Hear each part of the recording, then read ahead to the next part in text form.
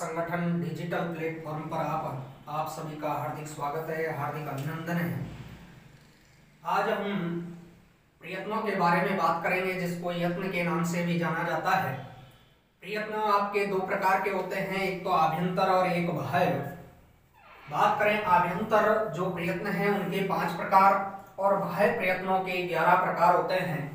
अगला जो टॉपिक है वो पढ़ने जा रहे हैं प्रयत्न और यत्न। ध्यान रहे, इन प्रयत्नों और यत्नों में से भी कई बार एक प्रश्न पूछ लिया जाता है। पढ़ने जा रहे हैं टॉपिक है आपका यत्न, जिसको हम प्रयत्न के नाम से भी जानते हैं।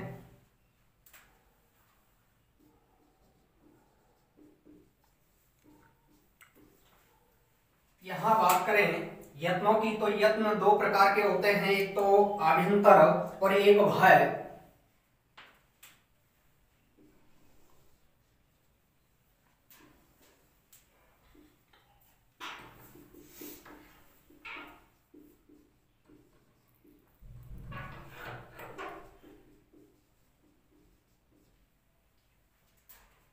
बात करें, कई बार पूछ लिया जाता है प्रयत्न कति प्रकारा भवन्ति, प्रयत्न द्वय प्रकारा भवन्ति। पहला नाम है आभ्यंतर, दूसरा नाम है बाह्य। बात करें आभ्यंतर प्रयत्न कति प्रकारा भवन्ति, आभ्यंतर प्रयत्न के जो प्रकार हैं वो 5 होते हैं और 5 को संस्कृत में पंचय कहा जाता है। उसी प्रकार बाह्य प्रयत्नों की बात करें तो बाह्य जो प्रयत्न हैं उसके जो प्रकार हैं वो 11 होते हैं और 11 को संस्कृत में एकादश कहा जाता है।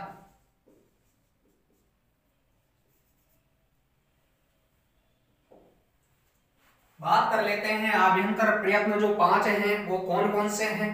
पहला नाम है स्पृष्ट, दूसरा नाम है ईसत स्पृष्ट, तीसरा नाम है ईसद विवृत, चौथा नाम है विवृत, पांचवा नाम है संवृत।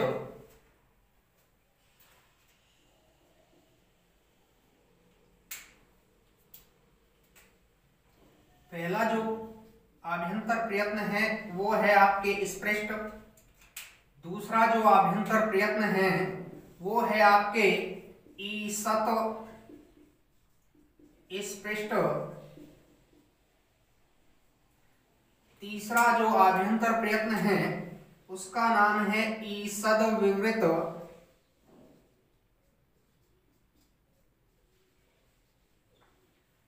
चौथा जो आभ्यंतर प्रयत्न है वो है आपके विवृत और पांचवा जो आभ्यंतर प्रयत्न है वो है आपके संवृत। यहां देखें यत्न जिनको हम प्रयत्न भी कहते हैं या प्रयत्न जिनको हम यत्न के नाम से भी जानते हैं। यत्न दो प्रकार के होते हैं, एक तो होता है आभ्यंतर, एक होता है बाह्य। सबसे पहले आभ्यंतर प्रयत्नों के बारे में बात करें तो आभ्यंतर प्रयत्न 5 प्रकार के होते हैं। पहला है स्पृष्ट, दूसरा है ईसत स्पृष्ट, तीसरा है ईसद विवृत, चौथा है विवृत, पांचवा है संवृत। यहां बात करें कि स्पृष्ट प्रयत्न जो है उसमें कौन कौन से वर्ण आते हैं। स्पृष्ट प्रयत्न में स्पर्श वर्ण आते हैं, उसी प्रकार ईसत स्पृष्ट में आपके अंतस्थ आते हैं, उसी प्रकार ईसद विवृत में आपके उष्म आते हैं, विवृत में आपके अच यानी स्वर आते हैं और प्रक्रिया दशा का जो ए है वो भी आपके विवृत में आता है और प्रयोग दशा का जो ए है वो आपके संवृत में आता है। तो ध्यान रहे, यहां देखें स्पृष्ट में आपके आते हैं स्पर्श। स्पर्श व्यंजन जो है वो है कैसे और मैतक। बात करें ईसत स्पृष्ट में आते हैं आपके अंतस्थ, अंतस्थ हैं आपके ये वरल। ईसद विवृत की बात करें तो ईसद विवृत में आते हैं उष्म, उष्म की बात करें तो आपके स ह। उसी प्रकार विवृत की बात करें तो इसमें आपके अच यानी स्वर,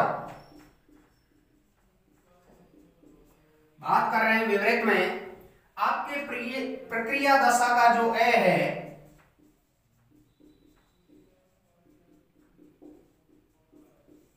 वो भी आपके विपरीत में आता है। बात करें समृद्ध की, प्रयोग दशा का जो ए है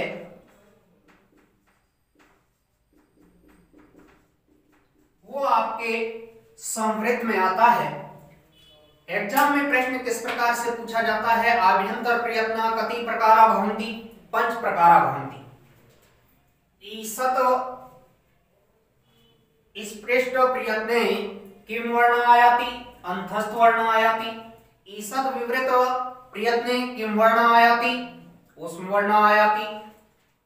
बात करें स्पृष्ट प्रयत्ने किम वर्ण आयाति, स्पर्श वर्ण आयाति। तो यहां पर देखें उच्चारण स्थान से अगला जो टॉपिक लिया गया है वो है आपके यत्न। यत्न दो प्रकार के होते हैं, आभ्यंतर और बाह्य। आभ्यंतर की बात करें तो 5 प्रकार, स्पृष्ट, ईसत स्पृष्ट, ईसद विवृत, विवृत और समृद्ध। उसी प्रकार बात करते हैं बाह्य प्रयत्नों की, तो बाह्य प्रयत्न आपके 11 होते हैं, 11 को हम एकादश कहते हैं। तो ध्यान रहे कि जो 11 हैं बाह्य प्रयत्न वो कौन कौन से हैं, विवार, श्वास, अघोष, इन 3 का जोड़ा है। संवार, नाद, घोष, अल्प प्राण, महाप्राण, उदात, अनुदात, स्वरित, ये आपके जो 11 हैं ये आपके बाह्य प्रयत्न हैं। ध्यान रहे, देखो पढ़ने जा रहे हैं बाह्य प्रयत्नों के बारे में।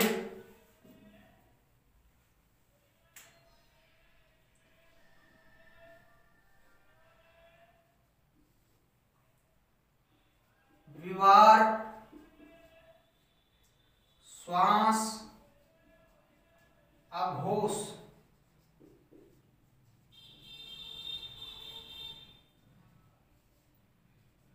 संवार, नाद, घोष,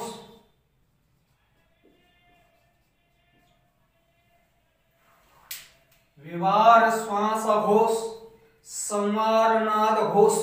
बात करें कि विवार, श्वास, अघोष में एक प्रत्याहार का प्रयोग किया जाता है। उस प्रत्याहार का नाम है खर प्रत्याहार। और खर प्रत्याहार में आपके पहला और दूसरा वर्ण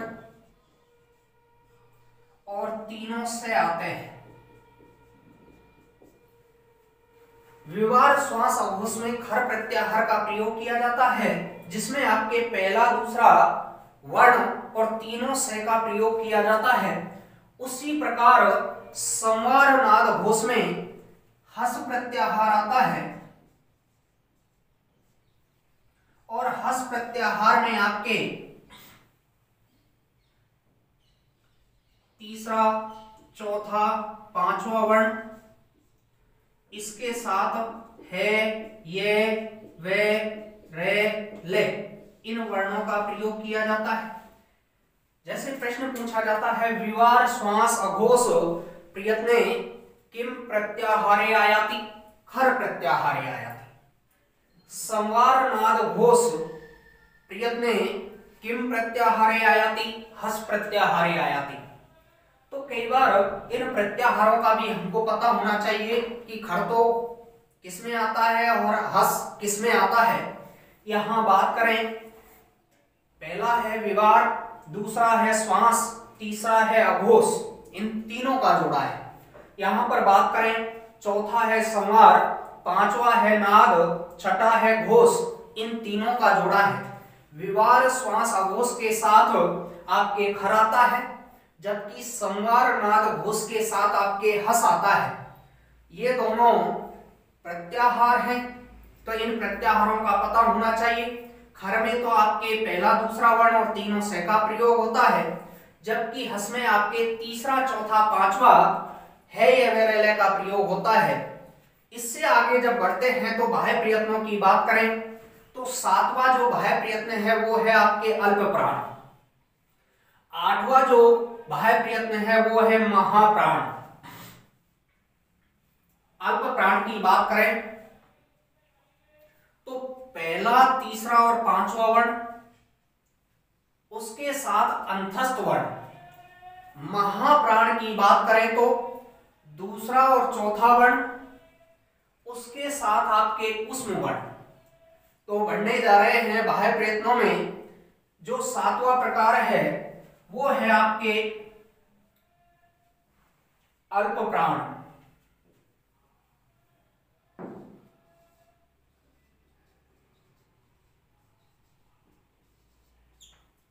और आठवां जो है आपके वो है महाप्राण।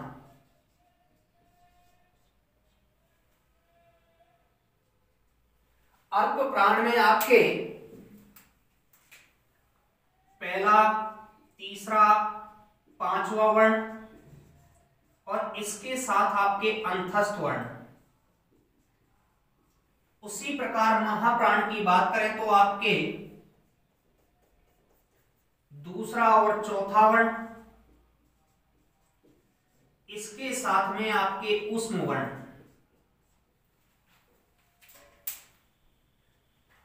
उच्चारण स्थान से अगला जो टॉपिक लिया है वो आपके यत्न है। और यत्न की बात करने जा रहे हैं हम। यत्न दो प्रकार के होते हैं, एक तो होता है आभ्यंतर और एक होता है बाह्य। आभ्यंतर प्रयत्न की बात करें तो आभ्यंतर प्रयत्न 5 प्रकार का होता है। पहला है स्पृष्ट, दूसरा है ईषत् स्पृष्ट, तीसरा है ईषद् विवृत, चौथा है विवृत, पांचवा है समृत। उसी प्रकार देखते हैं कि स्पृष्ट में कौन से वर्ण आते हैं। स्पृष्ट में स्पर्श वर्ण आते हैं। बात करें ईषत् स्पृष्ट में आपके अंतस्थ वर्ण आते हैं। बात करें ईषद् विवृत में आपके ऊष्म वर्ण आते हैं। बात करें विवृत की तो विवृत में आपके अच यानी स्वर आते हैं। और प्रक्रिया दशा का जो है वो भी आपके विवृत में आता है और समृत में आपके प्रयोग दशा का ए आता है। उसी प्रकार जब आगे बढ़ते हैं तो बाह्य प्रयत्नों की बात करें तो बाह्य प्रयत्न संख्या में 11 होते हैं। 11 किस प्रकार होते हैं देखें। पहला है विवार, दूसरा है श्वास, तीसरा है अघोष। इनके साथ आपके खर प्रत्याहार का प्रयोग होता है। उसी प्रकार संवार, नाद, घोष के साथ आपके हस प्रत्याहार का प्रयोग होता है। बात करें अल्प प्राण और महाप्राण की। अल्प प्राण में पहला, तीसरा, पांचवा वर्ण आता है, जबकि महाप्राण में दूसरा और चौथा वर्ण आता है। अल्प प्राण में पहले, तीसरे और पांचवें वर्ण के साथ अंतस्थ वर्ण आते हैं, जबकि महाप्राण में दूसरे और चौथे वर्ण के साथ ऊष्म वर्ण आते हैं। इससे आगे आता है आपके उदात, अनुदात, स्वरित। उदात, अनुदात, स्वरित में आपके सभी स्वर आते हैं जिनको हम अच भी कहते हैं।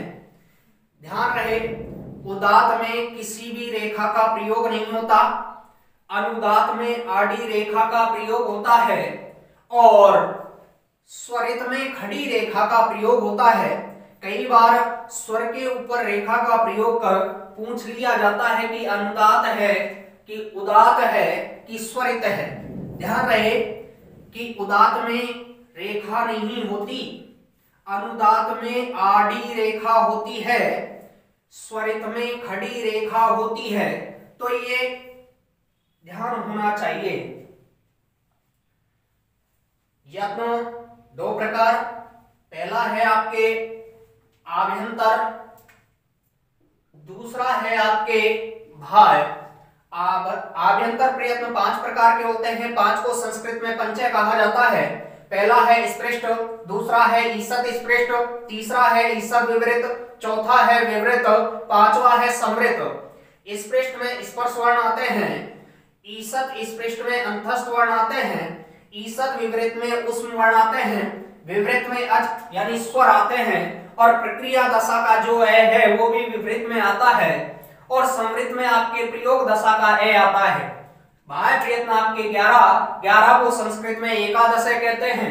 पहला है विवार, दूसरा श्वास, तीसरा आघोष, इनके साथ खर प्रत्याहार का प्रयोग किया जाता है। संवार, नाद और घोष के साथ हस प्रत्याहार का प्रयोग किया जाता है। बात करें सातवां जो आपके है अल्प प्राण, आठवां है महाप्राण। अल्प प्राण में पहला, तीसरा, पांचवा और इसके साथ अंतस्थ वर्ण का प्रयोग, और महाप्राण में दूसरा और चौथा इसके साथ में आपके उष्म वर्ण का प्रयोग किया जाता है। आगे जो नवा बाह्य प्रयत्न है वो है आपके उदात, 10वां है अनुदात और 11वां है स्वरित। बढ़ने जा रहे हैं आगे की ओर, बाह्य प्रयत्नों की ओर। देखते हैं 9, 10 और 11।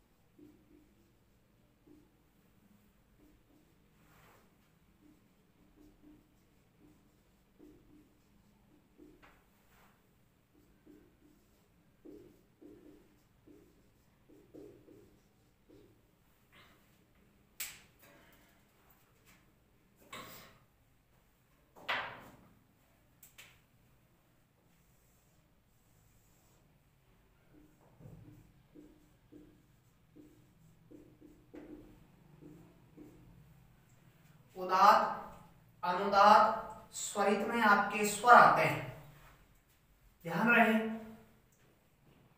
उदात में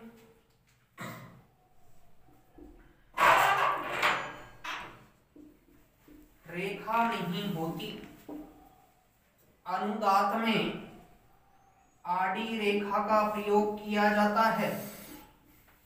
बात करें स्वरित की, स्वरित में खड़ी रेखा का प्रयोग किया जाता है।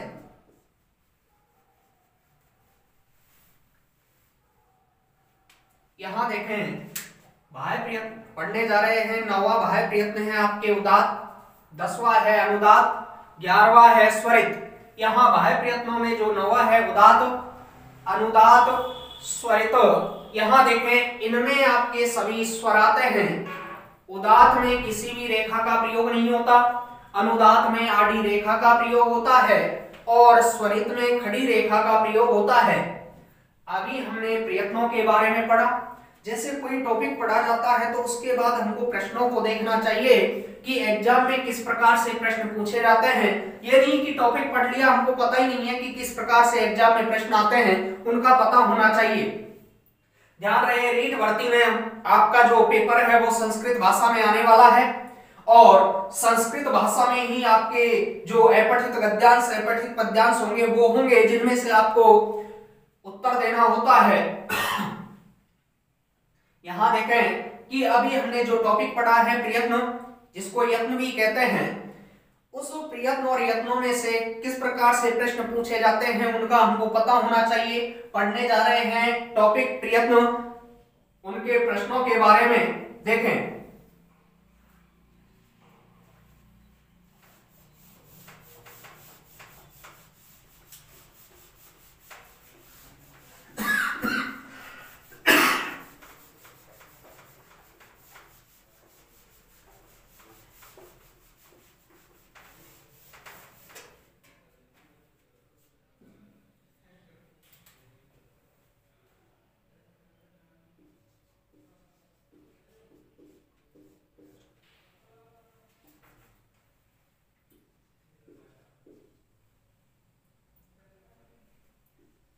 आभ्यंतर प्रयत्न,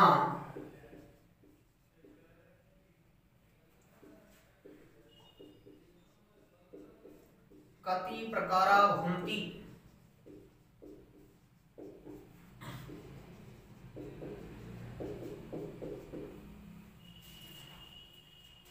दूसरा प्रश्न है आपके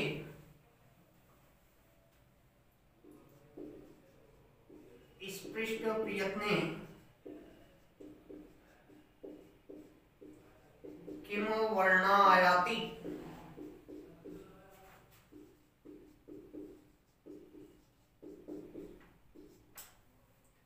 तीसरा आपके प्रश्न है ईसत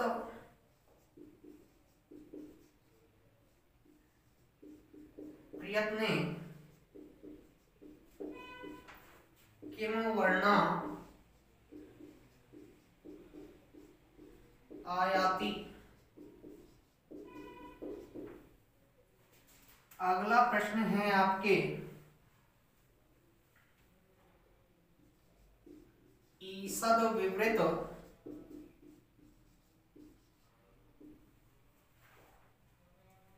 प्रयत्ने किम वर्णा आयाति। अगला प्रश्न है आपका बाह्य प्रयत्ने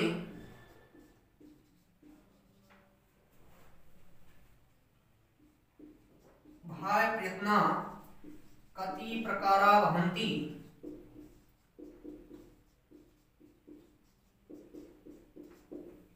अगला प्रश्न है आपके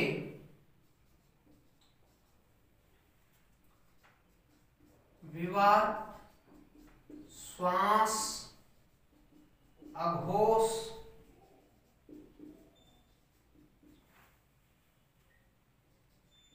प्रयत्ने किम प्रत्याहारे आयाति।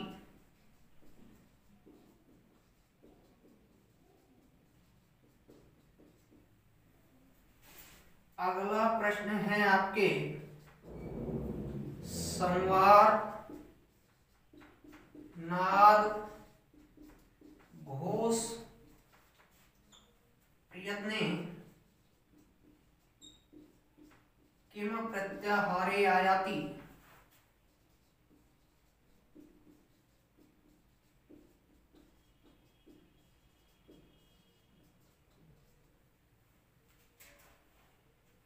अगला प्रश्न है आपका अल्प प्राणी किम वर्णा आयाति।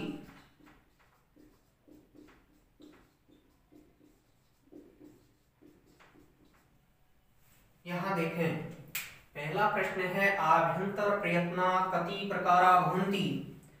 तो देखें कितने प्रकार अभी पढ़ा था हमने, 5 प्रकारा भवन्ति।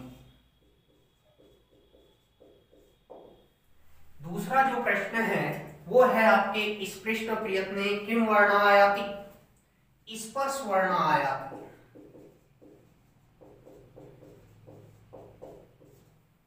बात करें अगला है आपका प्रश्न ईसत स्पृष्ट प्रयत्ने किम वर्णा आयाति। अंतस्थ वर्णा आयाति। बात करें अगला जो प्रश्न है वो है ईसद विवृत प्रयत्ने किम वर्णा आयाति। उष्ण वर्णा आयाति। अगला जो प्रश्न है वो है बाह्य प्रयत्ना कति प्रकारा भवन्ति। 11 प्रकारा भवन्ति। 11 होते हैं। कितने होते हैं? 11। यहां बात करें विवार श्वास अघोष प्रयत्ने किम प्रत्याहारे आयाति। खर प्रत्याहारे आयाति।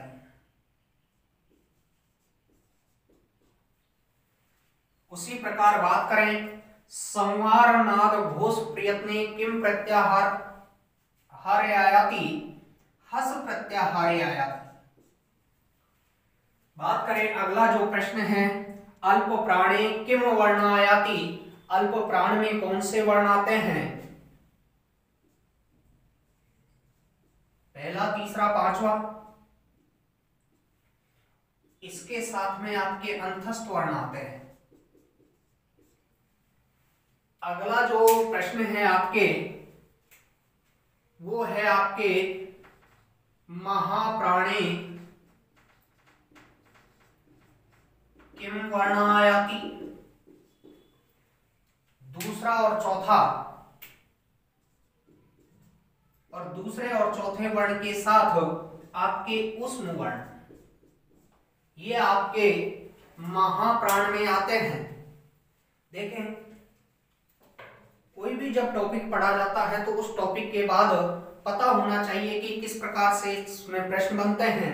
उन प्रश्नों के बारे में अवश्य पढ़ें। अभी हमने टॉपिक पढ़ा था प्रयत्न, जिसको यत्न के नाम से भी जाना जाता है। उसमें से किस प्रकार प्रश्न बने। पहला प्रश्न बना आभ्यंतर प्रयत्न कति प्रकारा भवन्ति, पंच प्रकारा भवन्ति। दूसरा प्रश्न बना स्पृष्ट प्रयत्ने किम वर्ण आयाति, स्पर्श वर्ण आयाति। तीसरा प्रश्न बना ईसत स्पृष्ट प्रयत्ने किम वर्ण आयाति, अंतस्थ वर्ण आयाति। चौथा प्रश्न बना ईसद विवृत प्रयत्ने किम वर्ण आयाति, ऊष्म वर्ण आयाति। अगला प्रश्न है बाह्य प्रयत्न कति प्रकारा भवन्ति, एकादश प्रकारा, 11 प्रकार होते हैं बाह्य प्रयत्नों के, 11 प्रकार। बात करें अगला जो प्रश्न है विवार श्वास अघोष प्रयत्ने किम प्रत्याहारे आयाति। विवार श्वास अघोष में कौन सा प्रत्याहार आता है, खर प्रत्याहारे आयाति, खर प्रत्याहार आता है। संवार नाद घोष प्रयत्ने किम प्रत्याहारे आयाति। संवार नाद घोष में कौन सा प्रत्याहार आता है, हस प्रत्याहारे आयाति। बात करें अगला जो प्रश्न है अल्प प्राणे किम वर्ण आयाति। अल्प प्राण में कौन से वर्ण आते हैं, पहला, तीसरा, पांचवा वर्ण, उसके साथ आपके अंतस्थ वर्ण भी अल्प प्राण में आते हैं। अगला जो प्रश्न है वो है महाप्राणे किम वर्ण आयाति, कि महाप्राण में कौन से वर्ण आते हैं। महाप्राण में दूसरा, चौथा, उसके साथ ऊष्म वर्ण आते हैं। ये हमने अभी 9 प्रश्न पढ़े। जैसे कोई टॉपिक पढ़ा जाता है उस टॉपिक के बाद प्रश्नों के बारे में अवश्य पढ़ें कि किस प्रकार से एग्जाम में प्रश्न पूछे जा सकते हैं। तभी हम एग्जाम को फाइट कर पाते हैं, एग्जाम में सिलेक्शन ले पाते हैं।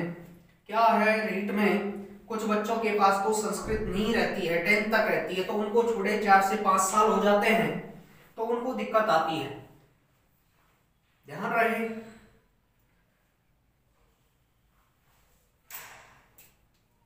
आगे देखें 10वां प्रश्न प्रयत्नों में से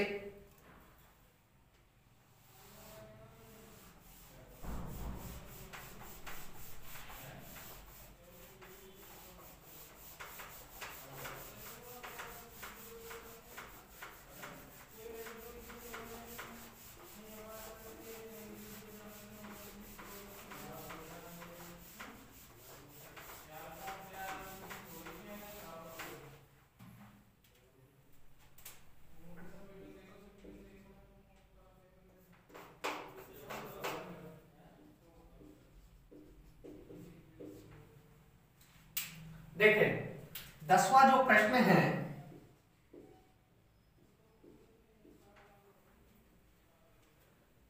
उदात अनुदात स्वरित प्रयत्ने किम वर्ण आयाति, स्वर आयाति।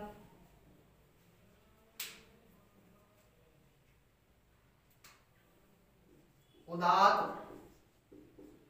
अनुदात स्वरित प्रयत्ने किम वर्ण आयाति।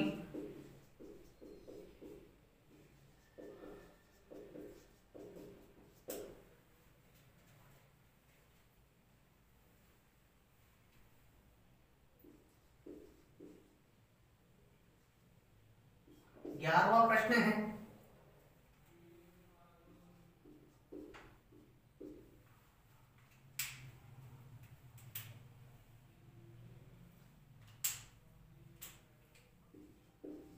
वर्ण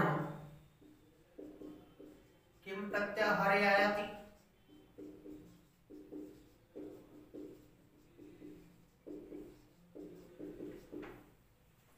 अगला जो प्रश्न है वो है आपके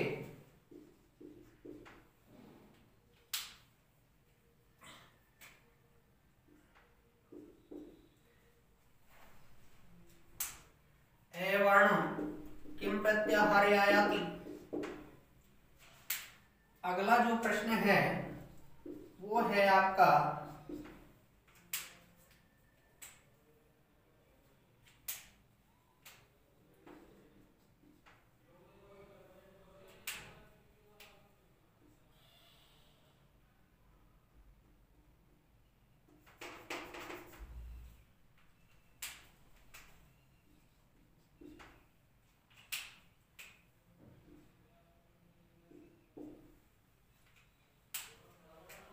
किम प्रत्याहारे आयाति।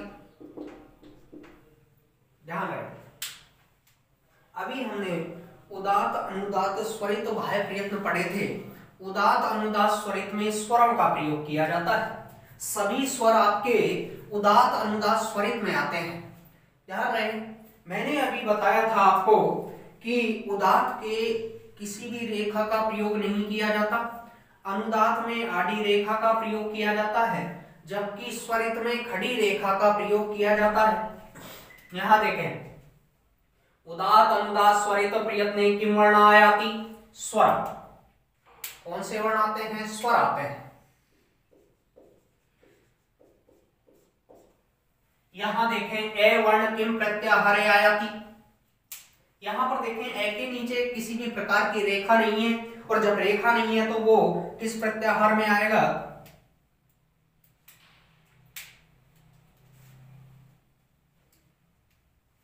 यहां देखें, प्रत्याहार न होकर यहां पर प्रयत्न का प्रयोग करें।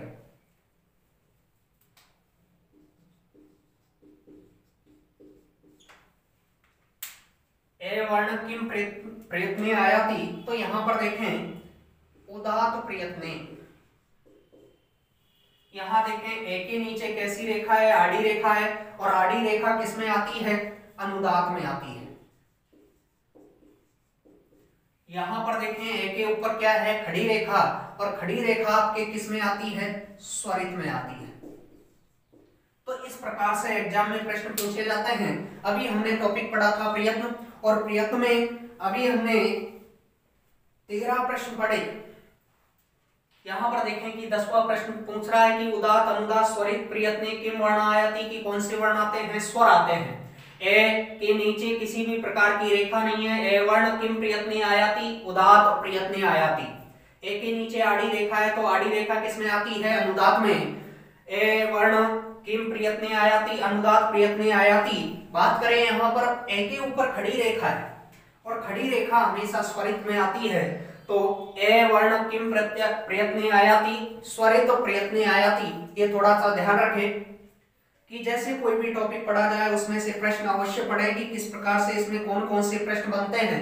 तो अभी हमने प्रयत्न का टॉपिक उठाया था, उस प्रयत्न में से हमने 13 प्रश्न पढ़े, और हमेशा इन्हीं 13 प्रश्नों में से पूछा जाता है। कई बार तो आभ्यंतर प्रयत्न कति प्रकार भवन्ति, आभ्यंतर प्रयत्न कितने प्रकार के होते हैं, ये प्रश्न पूछा गया है। तो देखें, इसके साथ साथ जैसे हमने प्रयत्न पढ़ा, तो एक सबसे कठिन टॉपिक आता है जिसको कोई नहीं पढ़ाता, एक आता है शब्दरूप और धातु रूप। ध्यान रहे कि शब्दरूप और धातु रूप में से हमेशा 2 से 3 प्रश्न आते हैं एग्जाम में, वो भी हमको पता होना चाहिए कि किस प्रकार से एग्जाम में पूछा जाता है। जैसे इसके बाद जो टॉपिक लेने जा रहे हैं, छोटा सा टॉपिक है, वो है आपके शब्दरूप।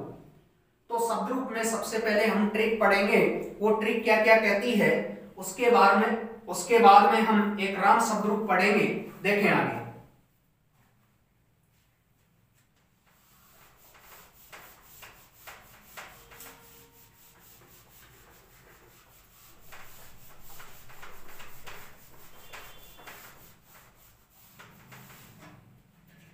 अगला जो टॉपिक लेने जा रहे हैं, प्रयत्नों के बाद में छोटा सा टॉपिक है शब्दरूप। उस शब्दरूप को भी हम साथ साथ पढ़ते चलेंगे, क्योंकि शब्दरूप और धातु रूप ऐसे हैं जिसमें हर किसी को परेशानी होती है, दिक्कत आती है। तो देखें, अगला जो छोटा सा टॉपिक है वो है आपके शब्दरूप। शब्दरूप में थोड़ी सी ट्रिक है, वो भी देख लेते हैं।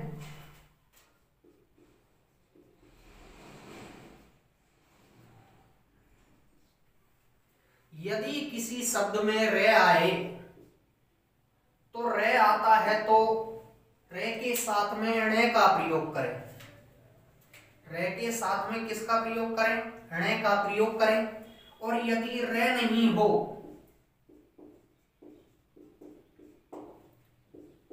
तो ने का प्रयोग करें। रे यदि किसी शब्द में है तो णे जोड़ा जाता है, और रे यदि नहीं है तो न जोड़ा जाता है। जिस प्रकार राम शब्द में षष्ठी बहुवचन में रामाणाम आता है, तो राम में रे है तो णे का प्रयोग किया। उसी प्रकार जैसे देखें हम लता, लता में रे नहीं है तो लता नाम, तो ने का प्रयोग किया जाता है, लता नाम बनता है षष्ठी बहुवचन में। तो ध्यान रहे, एक ट्रिक और है, इसके साथ साथ देखने जा रहे हैं।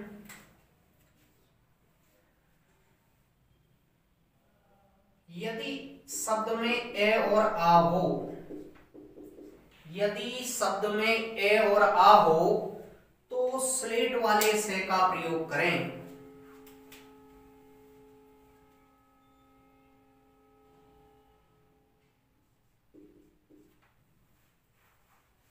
और यदि ए आ से भिन्न कोई स्वर हो तो षटकोण वाले से का प्रयोग करें।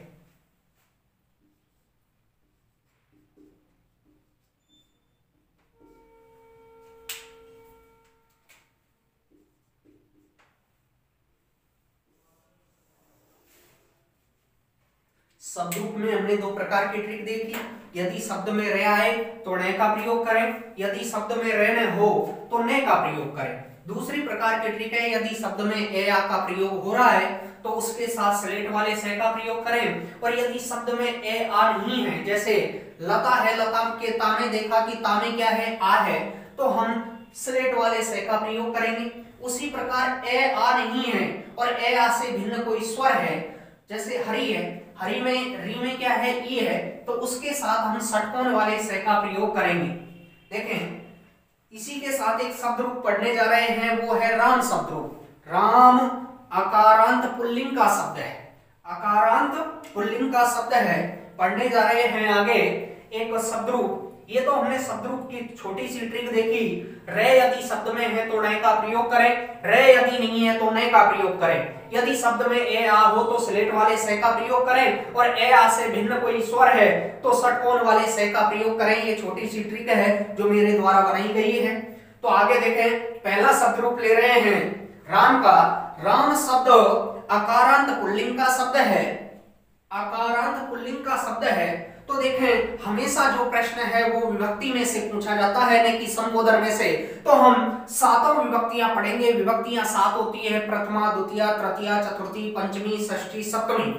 उसी प्रकार बात करें वचनों की, वचन को कहते हैं संख्या।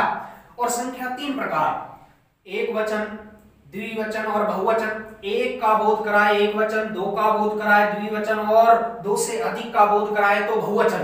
देखें, हमेशा जो प्रश्न आता है वो विभक्तियों में से आता है, न कि संबोधन में से। तो ध्यान रखें कि हमको विभक्तियां ही पढ़नी है, न कि संबोधन। तो ये अवश्य ध्यान रखें। और विभक्तियां अभी बताई थी आपको, सात होती हैं, प्रथमा, द्वितीय, तृतीय, चतुर्थी, पंचमी, षष्ठी, सप्तमी। तो पढ़ने जा रहे हैं शब्द रूप में पहला शब्द रूप राम शब्द रूप।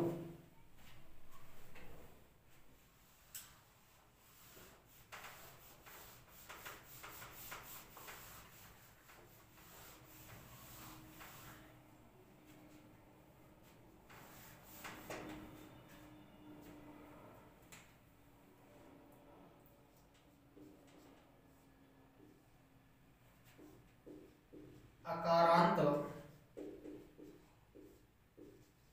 पुल्लिंग शब्द।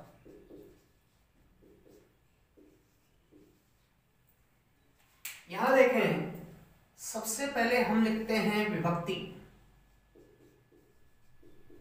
और विभक्ति के साथ हमेशा लिखा जाता है वचन। एक वचन, एक वचन के साथ आता है द्विवचन, और द्विवचन के साथ आता है बहुवचन।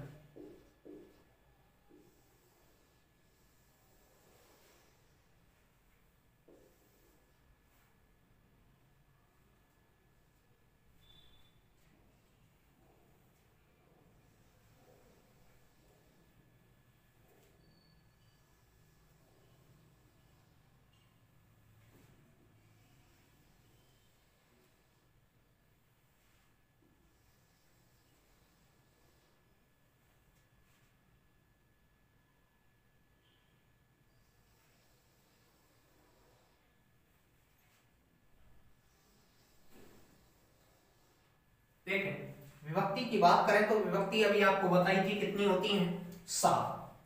पहली है आपकी प्रथमा, दूसरी है द्वितीया,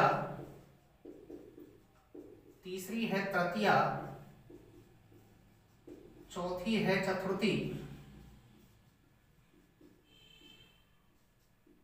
चतुर्थी के बाद है पंचमी, पंचमी के बाद है षष्ठी और षष्ठी के बाद है सप्तमी। यहां देखें राम शब्द पढ़ने जा रहे हैं। राम के में ए है इसलिए इसको नाम दिया अकारांत। और राम कौन से लिंग का है, पुल्लिंग शब्द है। पढ़ने जा रहे हैं राम शब्द रूप। देखें राम है, रामौ, रामः, रामम, रामौ, रामान, रामेण,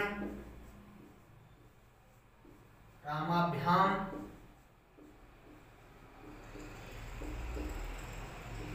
रामै, रामाय, रामाभ्याम, रामेभ्यः, रामात्, रामाद्, रामाभ्याम, रामेभ्यः, रामस्य, रामयो, रामाणाम,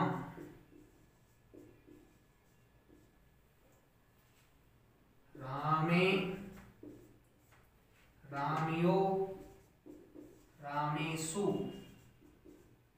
यहां देखें राम शब्द रूप अभी हमने देखा रामे, रामौ, रामः, रामम, रामौ, रामान, रामेण, रामाभ्याम, रामै, रामाय, रामाभ्याम, रामेभ्यः, रामात्, रामाभ्याम, रामेभ्यः, रामस्य, रामयो, रामाणाम, रामे, रामयो, रामेषु।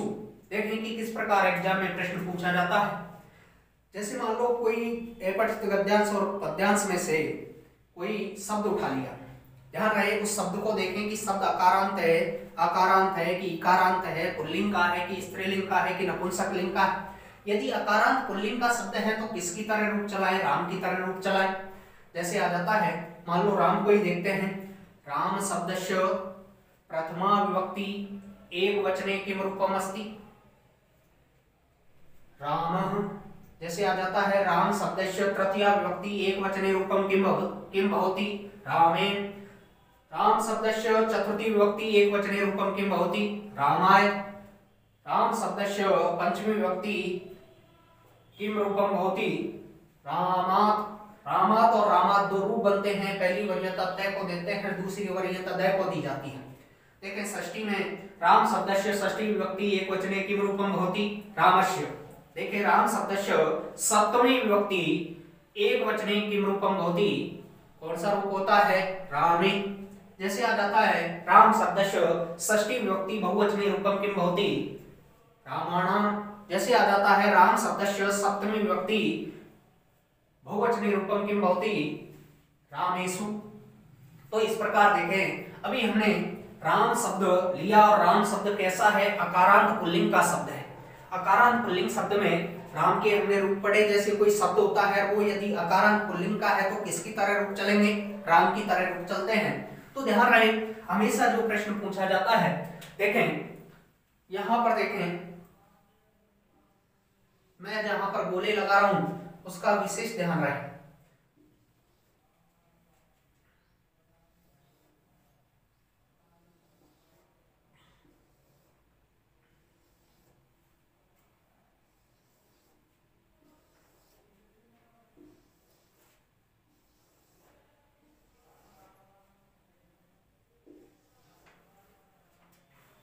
कई बार एग्जाम में ये रामई कई बार पूछा जाता है, रामई। तो ध्यान रहे ये रामई रामई के विसर्ग लगा हुआ है, कई बार इसमें गलती कर बैठते हैं, तो ये थोड़ा सा ध्यान रहे। रामः रामौ रामः रामं रामौ रामान् रामेण रामाभ्यां रामै रामाय रामाभ्यां रामेभ्यः रामात् रामाभ्यां रामेभ्यः रामस्य रामयो रामाणां रामे रामयो रामेषु। तो ये ध्यान रखें, जहां पर मैंने बोले लगाए हैं उसको अवश्य देखें, हर बार प्रश्न यहीं से पूछा जाता है। ये जरूरी नहीं कि राम शब्द आए, क्योंकि अपठित गद्यांश अपठित पद्यांश में से जैसे मान लो कोई शब्द उठाया और उस शब्द में आपसे क्या पूछता है, विभक्ति पूछता है। हमेशा विभक्ति में से प्रश्न पूछा जाता है, नहीं कि संबोधन में से। और विभक्तियां कितनी होती है, 7 होती है। और ज्यादातर जो प्रश्न पूछा जाता है वो यहाँ से चतुर्थी से लेकर और सप्तमी तक पूछा जाता है, इसका थोड़ा विशेष ध्यान रहे। देखें, राम अकारांत पुल्लिंग शब्द है। जैसे प्रश्न की बात करें तो किस प्रकार प्रश्न पूछा जाता है, जैसे आपके एग्जाम में दे दिया रामः, यहाँ पर विभक्ति पूछ लेगा, रामः इत्यत्र कै विभक्ति अस्ति, कौन सी विभक्ति है। जैसे दे दिया आपके रामः इत्यत्र कै विभक्ति अस्ति, जैसे दे दिया रामम इत्यत्र कै विभक्ति अस्ति, जैसे दे दिया रामान इत्यत्र कै विभक्ति अस्ति, जैसे दे दिया रामेण इत्यत्र कै विभक्ति अस्ति, जैसे दे दिया रामाय इत्यत्र कै विभक्ति अस्ति, जैसे दे दिया रामात् इत्यत्र कै विभक्ति अस्ति, जैसे दे दिया रामस्य इत्यत्र कै विभक्ति अस्ति, जैसे दे दिया रामयो इत्यत्र कै विभक्ति अस्ति। यहाँ देखें, रामाणाम पूछ लिया, रामाणाम इत्यत्र कै विभक्ति अस्ति। कई बार दे देता है रामे इत्यत्र कै विभक्ति अस्ति, जैसे पूछ लेता है रामेषु इत्यत्र कै विभक्ति अस्ति। जैसे ऐसे नहीं, विभक्ति नहीं पूछा जाता है तो पूछ लेता है वचन पूछ लिया जाता है कि कौन सा वचन है, द्विवचन है कि बहुवचन है कि एक वचन। पर ज्यादातर 99% जो प्रश्न पूछा जाता है वो विभक्तियों में से पूछा जाता है, प्रथमा से लेकर सप्तमी तक। तो ये थोड़ा ध्यान रहे। जैसे राम शब्दस्य प्रथमा विभक्ति एक वचने किम रूपम भवति रामः, जैसे पूछ लेता है राम शब्दस्य प्रथमा विभक्ति बहुवचने रूपम किम अस्ति रामः, जैसे पूछा जाता है राम शब्दस्य द्वितीया विभक्ति एक वचने रूपम किम भवति, जैसे पूछ लिया जाता है रामम द्वितीया विभक्ति एक वचने रामम बहुवचने रामान, तृतीया एक वचने रामेण, तृतीया बहुवचने रामई। इसका थोड़ा ध्यान रखें, कई एग्जामों में पूछा गया है रामई। जैसे बात करें राम शब्दस्य चतुर्थी एक वचने किम रूपम भवति रामाय, बात करें पंचमी राम शब्दस्य पंचमी विभक्ति एक वचने रूपम किम अस्ति या किम भवति, तो यहाँ देखें रामात् षष्ठी विभक्ति एक वचने रूपम किम भवति रामस्य, सप्तमी विभक्ति एक वचने किम रूपम भवति रामे। यहाँ देखें सप्तमी विभक्ति राम शब्दस्य सप्तमी विभक्ति बहुवचने किम रूपम भवति रामेषु। तो ये थोड़ा ध्यान रखें, क्योंकि शब्द रूप और धातु रूप में हमारे जो प्रश्न गलत होने के चांस 99% होते हैं, क्योंकि शब्द रूप और धातु रूपों पर हम इतना ध्यान नहीं देते। हम उन टॉपिकों पर ध्यान देते हैं जो हमको सरल लगते हैं, उनको ही जल्दी पढ़ते हैं। तो ध्यान रहे, शब्द रूप और धातु रूप very very most topic Sanskrit. तो ये थोड़ा ध्यान रहे कि जैसे हम पढ़ रहे हैं, अभी हमने इससे पहले वर्णमाला भी पढ़ी, वर्णमाला के बाद उच्चारण स्थान पढ़े और उच्चारण स्थान के बाद प्रयत्नों को पढ़ा, और प्रयत्नों के साथ साथ हमने एक टॉपिक लिया है आपके शब्द रूप। और शब्द रूप में छोटी सी ट्रिक देखी हमने, रे यदि हो तो रण का प्रयोग करें और रे नहीं हो तो न का प्रयोग करें। यदि ए आ यदि शब्द में है तो स्लेट वाले से का प्रयोग करें, और ए आ से यदि भिन्न है तो षटकोण वाले से का प्रयोग करें। तो ये थोड़ा ध्यान रखें। और राम शब्द रूप है, कहीं सोच रहे हो कि राम में ए आ रहा है तो यहाँ स्लेट वाला से आना चाहिए था, पर यहाँ पर देखें कि रामे, रामे में देखा कि हमने में क्या जुड़ा हुआ है ए, और ए जब जुड़ा हुआ है तो हमने कौन सा से जोड़ा, षटकोण वाला से जोड़ा। तो यहाँ पर रामेषु बनता है। तो ये थोड़ा सा ध्यान रहे और प्रश्नों का थोड़ा ध्यान रहे। जैसे कोई भी टॉपिक पढ़ा जाए, उस टॉपिक में से किस प्रकार से प्रश्न बनते हैं। जैसे अभी राम शब्द है, इसमें देख लेते हैं कि किस प्रकार से प्रश्न एग्जाम में पूछे जाते हैं। राम नहीं होगा तो कोई अपठित गद्यांश, अपठित पद्यांश में से शब्द उठाता है और उसमें क्या पूछी जाती है, आपसे विभक्ति पूछी जाती है। जैसे अभी देखते हैं राम शब्द हमने पढ़ा, एक बार और पढ़ लेते हैं इसको। रामः रामौ रामः रामं रामौ रामान् रामेण रामाभ्याम रामई रामाय रामाभ्याम रामेभ्यः रामात् रामाभ्याम रामेभ्यः रामस्य रामयो रामाणां रामे रामयो रामेषु। अब देखो कि किस प्रकार इसमें से प्रश्न पूछे जाते हैं, वो हमको पता होना चाहिए। किस प्रकार से एग्जाम में प्रश्न आते हैं वो भी हमको पता होना चाहिए। हमने एक शब्द रूप लिया है, आकारांत पुल्लिंग शब्द है राम, और देखते हैं इसमें से किस प्रकार प्रश्न पूछे जाते हैं।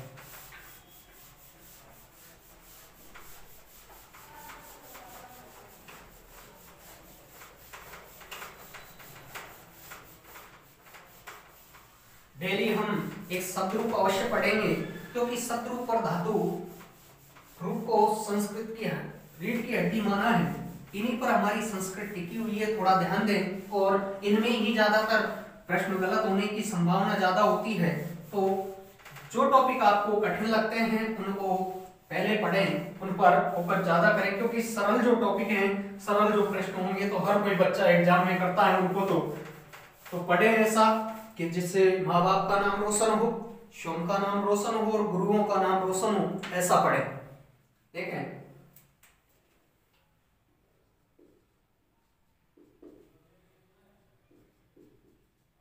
रामः इत्यत्र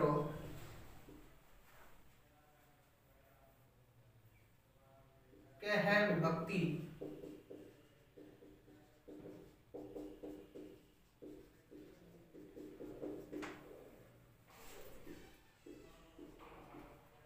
रामै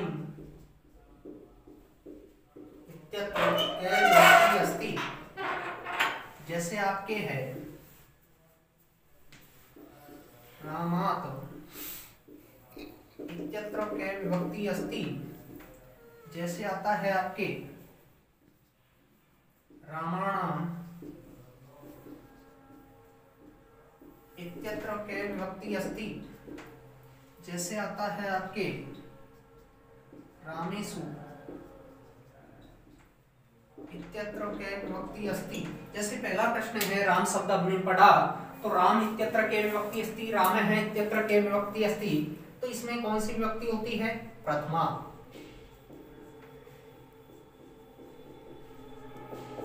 यहां देखते हैं रामई इत्यत्र कः विभक्ति अस्ति, तृतीया। यहां पर देखें अगला जो प्रश्न है, रामात् इत्यत्र कः विभक्ति अस्ति, पंचमी।